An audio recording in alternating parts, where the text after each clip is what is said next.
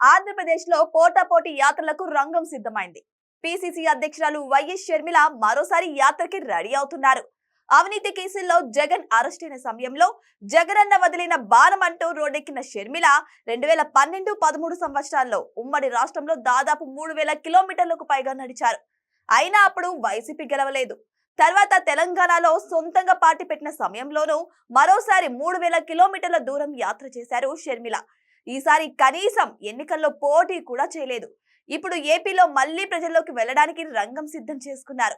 YCP అధ్యక్షుడు YS Jaganmohan Reddy ఏడాదిన్నర తర్వాత పాదయాత్ర ప్రారంభిస్తాను అని చెప్పిన తర్వాత షర్మిల పబ్లిక్ లోకి రావడం ఆసక్తికరంగా మారింది.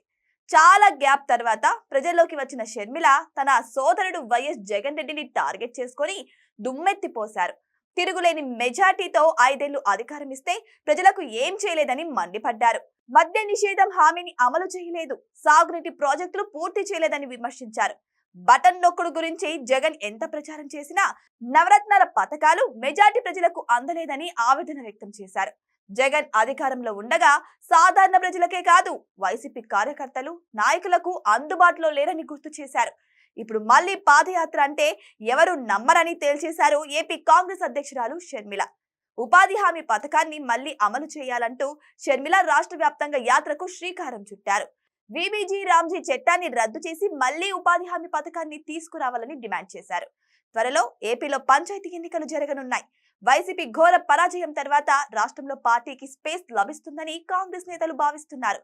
అందుకే ఉపాధి హామీ పథకం కోసం యాత్ర ద్వారా గ్రామీణ ప్రాంతాల్లో కాంగ్రెస్ పార్టీకి మద్దతు కూడగట్టేందుకు షర్మిల ప్రయత్నాలు ప్రారంభించారు. ఉపాధి హామీ పథకం విషయంలో వైసీపీ నాయకులు కేంద్రంలోని బీజేపీ సర్కార్ను విమర్శించే సాహసం చేయరు.